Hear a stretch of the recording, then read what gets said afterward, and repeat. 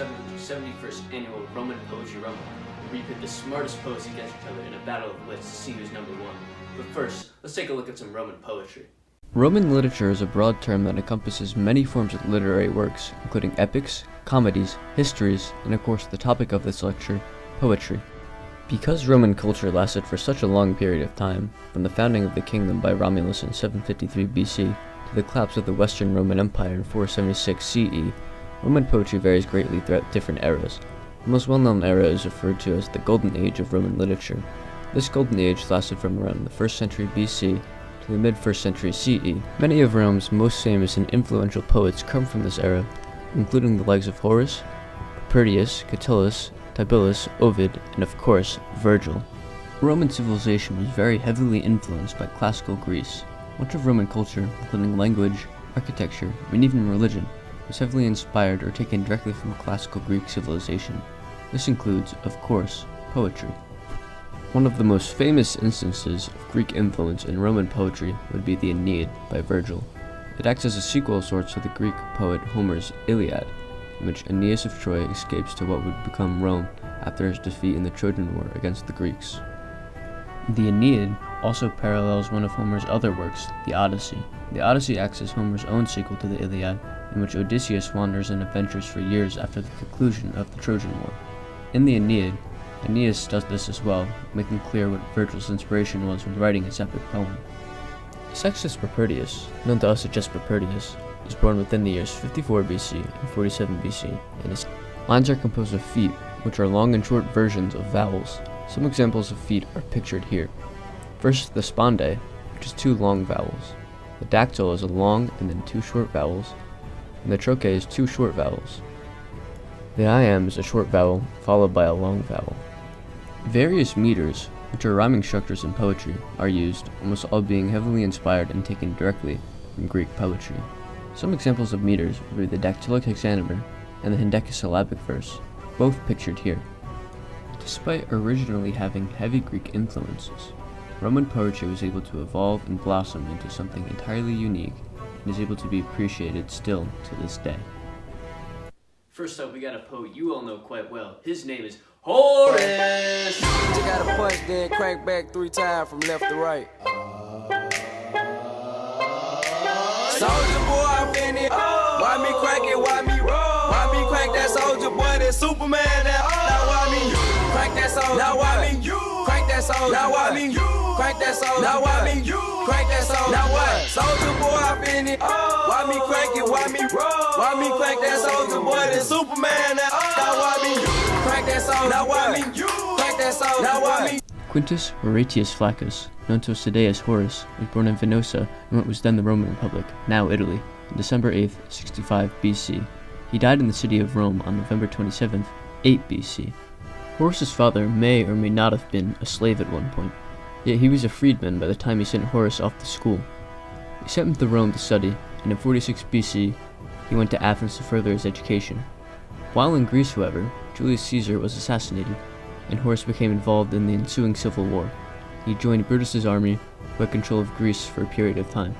Brutus was defeated by Augustus, and Horace fled to Rome, where he was given amnesty. It was also around this time that Horace began to make friends with other Roman poets of the time, including Virgil and Maecenas.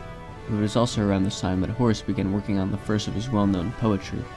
His first well-known works were a group of poems called the Epodes. These poems were satirical in a sense, making fun and criticizing the political climate at the time, especially influenced by Brutus's defeat at Philippi, which he saw firsthand.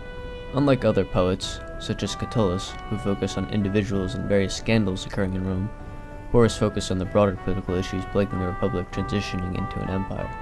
It was in these poems where Horace first began adapting the classical Greek themes and lyrics into Roman poetry.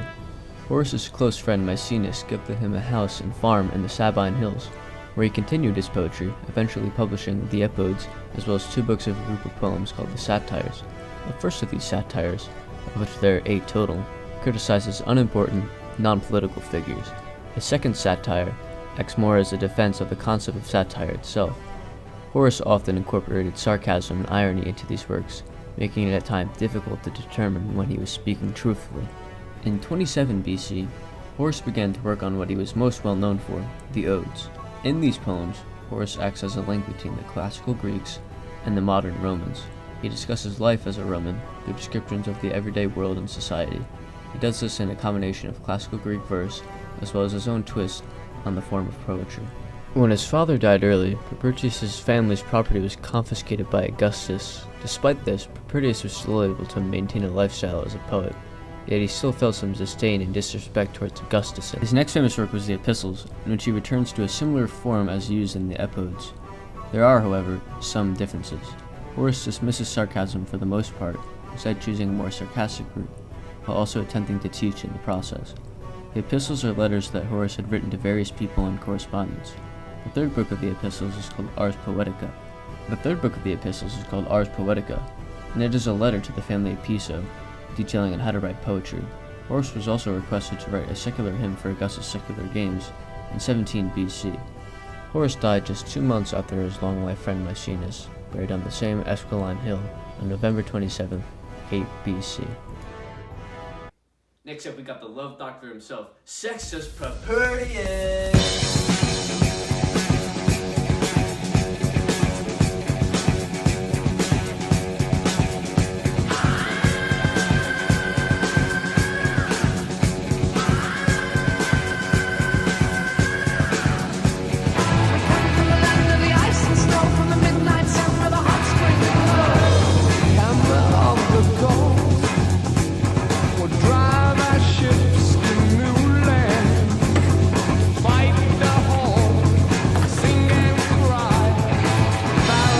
Sextus Propertius, known to us as just Propertius, was born within the years 54 BC and 47 BC in Assisium, which is then in the Roman Republic, now Italy.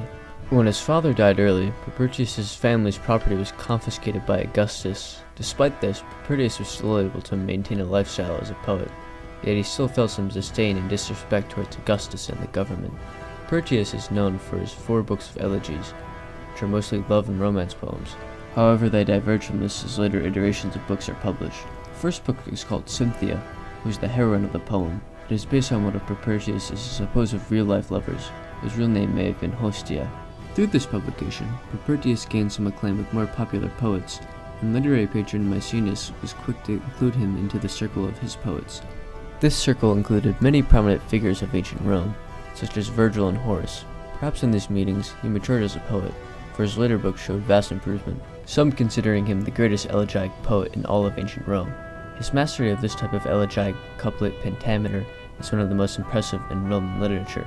Furthermore, Propertius continued to grow as both a writer and a person after completing books 1 and 2. Emperor Augustus even began to take notice of his works. This was because Propertius expressed his grief for the premature death of Augustus' nephew Marcellus in books 3 and 4. It was also in these books that Propertius clearly shows his mastery over literary forms besides poems, such as diatribe and the hymn. Improvement in both writing style and character can be seen throughout each iteration of his elegies. The first book of elegies was mainly about love. In fact, that was almost the entire basis of the book. It was in his second book that he diverged from this path, instead choosing to criticize society's materialistic ideals, as well as pondering life and death. This was a bit hypocritical of him, as he still enjoyed the very material activities such as partying and appreciating vast temples and other man-made structures, despite saying things against them. With books 3 and 4, Propertius improves on the literary quality of his poems. In fact, some poems in book 4 are a mix between elegies and an epic.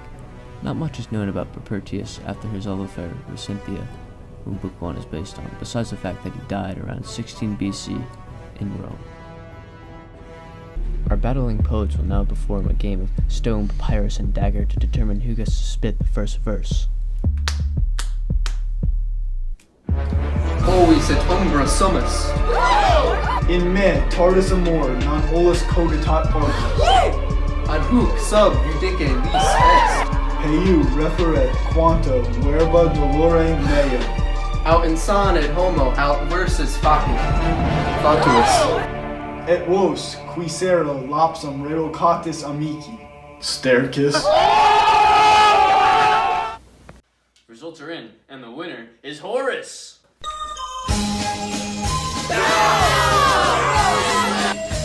Now let's see how Propertius is holding up after his incredible loss.